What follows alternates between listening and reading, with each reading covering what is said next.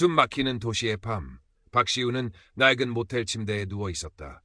천장의 희미한 형광등 불빛은 그의 일그러진 얼굴 위로 음울한 그림자를 드리웠다. 왼쪽 눈썹 위에 옅은 흉터가 과거의 폭력적인 삶을 증명하듯 꿈틀거리는 것 같다. 29. 그의 삶은 이미 너무 많은 실패와 배신, 그리고 죄악으로 얼룩져 있었다. 한때는 돈과 권력을 주다 불법 스포츠 도박 사이트의 핵심 브레인으로 움직였지만 믿었던 형 같은 존재 차무진의 배신으로 모든 것을 잃고 살인 미수라는 누명까지 뒤집어쓴 채 도망자 신세가 된 지 벌써 반년째였다. 차무진, 그 개자식. 시우는 이를 갈았다. 잠들 때마다 악몽이 그를 덮쳤다. 자신이 만든 프로그램으로 인해 돈을 잃고 절규하던 사람들, 차무진의 서늘한 미소, 그리고 마지막 순간 자신에게 총구를 겨누던 그놈의 부하들. 그는 복수심으로 하루하루를 버텼지만 가슴 한구석에는 지울 수 없는 죄책감이 깊이 새겨져 있었다. 과연 이 삶의 끝에는 무엇이 있을까? 그는 답을 알 수 없었다. 다만 이 지긋지긋한 어둠 속에서 벗어나고 싶다는 막연한 갈망만이 희미하게 남아있을 뿐이었다. 그의 손에는 마지막 남은 현금 몇 푼과 낡은 스마트폰 하나뿐이었다. 스마트폰 화면에는 차무진의 행방을 추적하며 모은 단서들이 어지럽게 널려 있었다. 그는 며칠 밤낮을 PC방과 쪽방을 전전하며 차무진의 꼬리를 밟고 있었다. 굶주림과 수면 부족으로 그의 신경은 극도로 예민해져 있었다. 작은 소리에도 움찔거리며 주변을 경계했고 사람들의 눈빛 하나하나에 의심을 품었다. 그러던 어느 날 결정적인 단서를 잡았다. 차무진이 비밀리에 운영하는 아지트의 위치를 알아낸 것이다. 시우의 눈빛이 순간 번뜩였다. 드디어 복수의 기회가 온 것이다. 그는 남은 돈을 전부 털어 낡은 칼 한 자루를 구했다. 어둠이 짙게 깔린 밤, 시우는 차무진의 아지트로 향했다. 심장이 미친 듯이 뛰었지만 그의 발걸음에는 망설임이 없었다. 아지트 주변은 예상대로 삼엄했다. 건장한 사내들이 곳곳에 배치되어 있었다. 시우는 과거 조직 생활을 하며 익혔던 은밀한 기술로 감시를 피해 아지트 내부로 잠입했다. 퀴퀴한 담배 연기와 술 냄새가 진동하는 방 안, 차무진은 여유로운 표정으로 부하들과 이야기를 나누고 있었다. 시우는 칼을 고쳐 잡고 어둠 속에 몸을 숨긴 채 기회를 엿보았다. 형님, 박시우 그놈은 아직도 못 찾았습니까? 부하 중 하나의 물음에 차무진은 피식 웃으며 대답했다. 쥐새끼 같은 놈 어디 숨어서 벌벌 떨고 있겠지. 하지만 곧 잡힐 거야. 내 손에서 벗어날 순 없어. 그 말을 듣는 순간 시우의 분노는 극에 달했다. 그는 더 이상 참을 수 없었다. 어둠 속에서 뛰쳐나와 차무진을 향해 달려들었다. 차무진! 고함과 함께 시우는 칼을 휘둘렀다. 갑작스러운 습격에 아지트 안은 순식간에 아수라장이 되었다. 차무진은 놀란 표정으로 물러섰고 부하들이 시우에게 달려들었다. 시우는 미친 듯이 칼을 휘두르며 저항했지만 수적으로 불리했다. 격렬한 몸싸움 끝에 그의 옆구리에 깊은 상처가 생겼고 손에 들었던 칼도 놓치고 말았다. 부하들에게 붙잡혀 바닥에 내동댕이 쳐진 시우는 거친 숨을 몰아쉬었다. 차무진이 천천히 그에게 다가왔다. 그의 얼굴에는 비릿한 미소가 걸려 있었다. 이런, 아직도 살아있었네, 시우야. 정말 끈질기구나. 개자식, 내가 죽어서도 널 용서하지 않을 거다. 용서, 그런 건 약한 놈들이나 하는 소리지. 차무진은 시우의 멱살을 잡아 올렸다. 그의 눈빛은 얼음장처럼 차가웠다. 마지막으로 할 말은 없나? 시우는 피가 섞인 침을 뱉으며 그를 노려보았다. 바로 그때 밖에서 요란한 사이렌 소리가 들려왔다. 누군가 신고를 한 모양이었다. 차무진의 얼굴이 순간 굳어졌다. 젠장! 차무진은 시우를 거칠게 밀치고 부하들에게 소리쳤다. 빨리 튀어. 아지트 안은 다시 혼란에 휩싸였고 그 틈을 타 시우는 마지막 남은 힘을 다해 비틀거리며 밖으로 뛰쳐나왔다. 옆구리에서 흘러나오는 피가 그의 옷을 붉게 물들였다. 경찰들이 들이닥치는 소리가 점점 가까워졌다. 그는 무작정 어두운 골목길로 뛰어들었다. 어디로 가야 할지, 무엇을 해야 할지 알 수 없었다. 다만 이 지옥 같은 현실에서 벗어나고 싶다는 생각뿐이었다. 얼마나 달렸을까? 정신을 차렸을 때 그는 낯선 시외버스 터미널에 와 있었다. 옆구리의 통증은 점점 심해졌고 의식은 흐릿해져 갔다. 그는 매표소 창구에 아무렇게나 적힌 행선지를 가리켰다. 강원도 상골 어딘가로 향하는 버스였다. 마지막 남은 돈을 탈탈 털어 표를 사고 버스에 올라탔다. 창밖으로 빠르게 스쳐 지나가는 도시의 불빛들이 마치 그의 절망적인 삶처럼 아득하게 느껴졌다. 버스가 어둠 속으로 빨려 들어가자 시우는 깊은 잠에 빠져들었다. 어쩌면 영원히 깨어나지 못할지도 모르는 잠이었다. 2부. 정관함의 고요. 얼마나 시간이 흘렀을까. 시우는 낯선 방 안에서 눈을 떴다. 장호지 문틈으로 스며드는 새벽 햇살이 방 안을 부드럽게 감싸고 있었다. 몸을 일으키려 했지만 옆구리에 격심한 통증에 신음하며 다시 누워버렸다. 자신의 몸에는 깨끗한 옷이 입혀져 있었고 상처 부위는 정성스럽게 치료되어 있었다. 정신이 드시오? 조용한 목소리와 함께 문이 열리고 한 비구니 스님이 들어왔다. 해안 스님. 그녀는 정관함이라는 작은 암자를 홀로 지키고 있었다. 마른 체구에 온화한 눈빛을 가진 그녀는 시우에게 따뜻한 죽 한 그릇을 건넸다. 여긴 어디입니까? 정관함이요. 며칠 전 암자 앞에서 쓰러져 있는 것을 발견했소. 시우는 아무 말도 할 수 없었다. 그저 멍하니 스님을 바라볼 뿐이었다.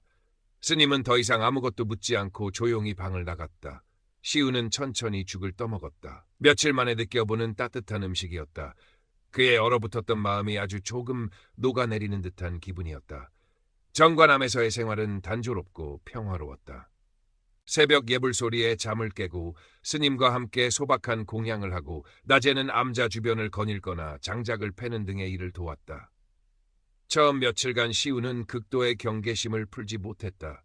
스님의 말 한마디, 행동 하나하나에 의심의 눈초리를 보냈고 밤에는 몰래 암자를 빠져나갈 궁리만 했다. 하지만 스님은 그런 시우를 묵묵히 지켜볼 뿐 아무것도 강요하거나 다그치지 않았다. 시간이 흐르면서 시우는 정관함의 고요함에 조금씩 익숙해져 갔다. 밤마다 그를 괴롭히던 악몽의 빈도도 줄어들었고 무엇보다 스님의 꾸밈없는 따뜻함과 깊은 눈빛 앞에서 그는 조금씩 마음의 문을 열기 시작했다. 어느 날 저녁, 시우는 스님과 함께 차를 마시며 처음으로 자신의 이야기를 털어놓았다. 불우했던 어린 시절, 범죄에 빠져들었던 과정, 차무진의 배신, 그리고 복수심에 불타던 자신의 모습까지 스님은 아무 말 없이 그의 이야기를 끝까지 들어주었다. 많이 아팠겠구려. 이야기가 끝났을 때 스님이 건넨 말은 그것뿐이었다. 하지만 그 짧은 한마디에는 시우의 모든 고통과 슬픔을 이해하고 감싸 안는 듯한 깊은 울림이 있었다. 시우는 자신도 모르게 눈물을 흘렸다. 태어나서 처음으로 누군가에게 자신의 상처를 온전히 드러내고 위로받는 순간이었다. 스님, 저는 어떻게 살아야 할까요? 흐느끼며 묻는 시우에게 스님은 조용히 답했다. 길은 이미 그대 마음속에 있소. 다만 어둠에 가려져 보이지 않을 뿐이지. 마음의 눈을 뜨고 자세히 들여다보시오. 그날 이후 시우는 스님의 말처럼 자신의 내면을 깊이 들여다보기 시작했다. 과거의 잘못과 상처, 그리고 그 안에 숨겨진 작은 양심의 소리까지. 그는 매일 새벽 예불에 참석하고 스님과 함께 참선을 하며 자신과의 힘겨운 싸움을 이어갔다. 한편 서울에서는 오 형사의 수사가 계속되고 있었다. 오 형사는 과거 시우가 연루된 사건을 담당했던 베테랑 형사였다. 그는 시우의 범죄 사실을 누구보다 잘 알고 있었지만 동시에 그의 인간적인 면모와 어쩔 수 없었던 상황 또한 어렴풋이 짐작하고 있었다. 끈질긴 추적 끝에 오 형사는 시우가 강원도 산골 어딘가에 숨어있을 가능성을 포착하고 조용히 수사망을 좁혀오기 시작했다. 동시에 차무진 또한 시우의 존재를 잊지 않고 있었다. 자신의 안전을 위해서라도 시우를 반드시 제거해야 한다고 생각한 차무진은 부하들을 풀어 시우의 행방을 쫓고 있었다. 정관함의 평화로운 일상 뒤편으로 보이지 않는 위협의 그림자가 시우를 향해 점점 다가오고 있었다. 겨울이 깊어지면서 정관함은 하얀 눈으로 뒤덮였다. 시우는 암자에서 맞는 첫 겨울을 보내며 많은 생각을 했다. 복수심은 여전히 그의 마음 한구석에 남아있었지만 예전처럼 그의 모든 것을 지배하지는 못했다. 대신 그 자리에는 아주 작은 희망의 불씨가 피어오르고 있었다. 어쩌면, 아주 어쩌면 자신도 새로운 삶을 살 수 있을지도 모른다는 그런 희망이었다. 3부, 눈보라 속의 시험. 기록적인 폭설이 며칠 동안 이어지면서 정관함은 외부 세계와 완전히 고립되었다. 두꺼운 눈은 암자 주변의 모든 소리를 삼켜버렸고 세상에는 오직 정막만이 감돌았다. 시우는 이런 절대적인 고요함 속에서 오히려 마음의 평화를 느끼기도 했다. 하지만 그 평화는 오래가지 못했다. 어느 늦은 밤 맹렬하게 눈보라가 몰아치던 그날, 정과 남의 정적을 깨고 불길한 그림자들이 나타났다. 차무진이 보낸 해결사들이었다. 그들은 눈보라를 뚫고 암자의 위치를 알아내 시우를 제거하기 위해 찾아온 것이었다. 스님, 위험합니다. 빨리 피하셔야 합니다. 시우는 직감적으로 위험을 감지하고 해인 스님을 보호하려 했다. 그의 눈빛은 과거의 냉소와 분노 대신 누군가를 지키려는 절박함과 결연함으로 빛나고 있었다. 나는 괜찮소. 그대나 몸조심하시오. 해인 스님은 침착하게 말했다. 하지만 그녀의 눈빛에는 시우를 향한 깊은 걱정이 어려 있었다. 해결사들은 인정사정 없이 암자 안으로 쳐들어왔다. 시우는 과거 조직 생활에서 익혔던 싸움 기술과 암자의 지형을 이용해 필사적으로 맞섰다. 과거에는 자신의 이익과 복수를 위해 폭력을 휘둘렀던 그였지만 지금은 소중한 사람을 지키기 위해 싸우고 있었다. 그의 움직임 하나하나에는 절박함이 묻어났다. 하지만 수적으로 불리한 상황이었다. 격렬한 싸움 끝에 시우는 여러 군데 상처를 입고 지쳐갔다. 해결사 중 하나의 날카로운 칼날이 그의 팔을 스치고 지나갔다. 피가 솟구쳤고 시우는 고통에 찬 신음을 내뱉었다. 이젠 끝이다, 박시우. 해결사들이 그를 애워싸며 비웃었다. 시우는 거친 숨을 몰아쉬며 그들을 노려보았다. 이대로 모든 것이 끝나는 것인가? 절망감이 그의 온몸을 짓눌렀다. 그때 그의 뇌리에 과거 자신이 저질렀던 악행들과 그로 인해 고통받았을 사람들의 얼굴이 스쳐 지나갔다. 그리고 해인 스님의 따뜻한 눈빛과 길은 이미 그대 마음속에 있소라는 말이 떠올랐다. 아니, 이대로 끝낼 순 없어. 시우는 마지막 남은 힘을 짜내 다시 일어서려 했다. 복수를 통해 얻을 수 있는 것은 결국 허무와 또 다른 파멸뿐이라는 것을 그는 이제 깨달았다. 그가 진정으로 원하는 것은 과거로부터의 해방과 새로운 삶이었다. 바로 그 순간 암자 밖에서 요란한 사이렌 소리와 함께 여러 개의 손전등 불빛이 눈보라를 뚫고 다가왔다. 오 형사와 경찰들이었다. 폭설로 인해 늦어졌지만 마침내 현장에 도착한 것이었다. 꼼짝 마라. 모두 손벌이 위로 올려. 오 형사의 우렁찬 목소리가 암자 안에 울려 퍼졌다. 해결사들은 당황하며 우왕좌왕했고 곧이어 들이닥친 경찰들에 의해 모두 제압되었다. 시우는 긴장이 풀리면서 그 자리에 쓰러졌다. 그의 옆에는 해인 스님이 걱정스러운 얼굴로 다가와 그의 손을 잡아주었다. 오 형사는 피투성이가 된 채 쓰러진 시우와 그런 그를 지키려는 듯한 해인 스님의 모습을 번갈아 보며 복잡한 표정을 지었다. 그의 눈에는 냉철한 형사의 모습과 함께 인간적인 연민이 함께 담겨 있었다. 눈보라는 그쳤지만 정관함의 밤은 여전히 깊었다. 하지만 시우의 마음속에는 아주 작은 그러나 분명한 빗줄기가 스며들고 있었다. 어둠의 끝에서 그는 마침내 희미한 희망을 발견한 것이었다. 사부 새벽을 기다리며 시간이 흘러 겨울이 지나고 봄 기운이 완연해졌다. 박시우는 병원에서 치료를 받고 건강을 회복했다. 그리고 오 형사에게 자신의 과거 범죄 사실을 모두 자백했다. 그의 진솔한 자백과 정관함에서의 변화, 그리고 해인 스님의 탄원 등이 정상 참작되어 그는 법정에서 예상보다 가벼운 형을 선고받았다. 어쩌면 그것은 그에게 주어진 마지막 기회였을지도 모른다. 몇 년의 시간이 흐른 뒤 형기를 마치고 출소한 시우는 가장 먼저 정관함을 찾았다. 해인 스님은 예전과 변함없이 온화한 미소로 그를 맞아주었다. 그의 얼굴에는 과거의 날카롭고 불안한 기색 대신 깊은 슬픔과 함께 잔잔한 평화가 어려 있었다. 마치 거친 풍랑을 헤쳐나온 배가 마침내 항구에 도착한 듯한 모습이었다.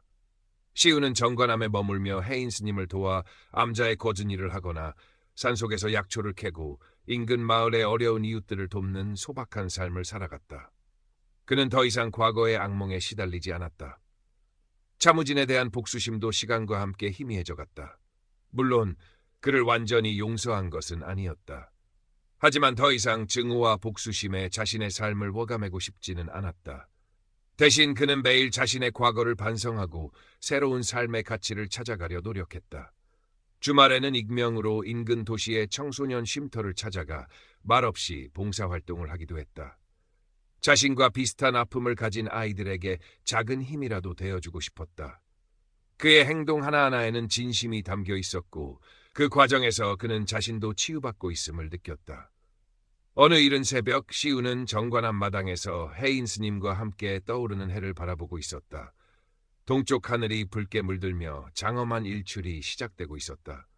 해인 스님이 조용히 찻잔을 내밀었다. 따뜻한 차의 온기가 그의 손을 통해 마음까지 전해지는 듯했다. 이제 그대 마음의 어둠도 모두 거친 듯하구려. 스님의 말에 시우는 희미하게 미소 지었다. 아직 멀었습니다, 스님. 하지만 이제는 도망치지 않을 겁니다. 제가 가야 할 길이 어디인지 어렴풋이나마 알 것 같습니다. 그의 시선은 과거가 아닌 앞으로 펼쳐질 새로운 날들을 향해 있었다. 그의 마음속에는 조용하지만 단단한 희망이 뿌리내리고 있었다. 더 이상 어둠 속을 헤매는 외로운 늑대가 아니었다. 그는 상처 입었지만 그럼에도 불구하고 다시 일어서서 빛을 향해 나아가는 한 인간이었다. 정관암의 새벽 공기는 맑고 청량했다. 멀리서 들려오는 새소리와 바람소리가 마치 새로운 시작을 축복하는 노래처럼 들렸다. 박시우는 깊게 숨을 들이쉬었다. 그의 가슴속에 차오르는 것은 더 이상 절망이나 분노가 아니었다. 그것은 살아있다는 것에 대한 감사함, 그리고 앞으로 만들어갈 새로운 삶에 대한 조용한 기대감이었다. 어둠의 끝에서 그는 마침내 자신만의 새벽을 맞이하고 있었다. 그의 여정은 이제부터가 진짜 시작이었다.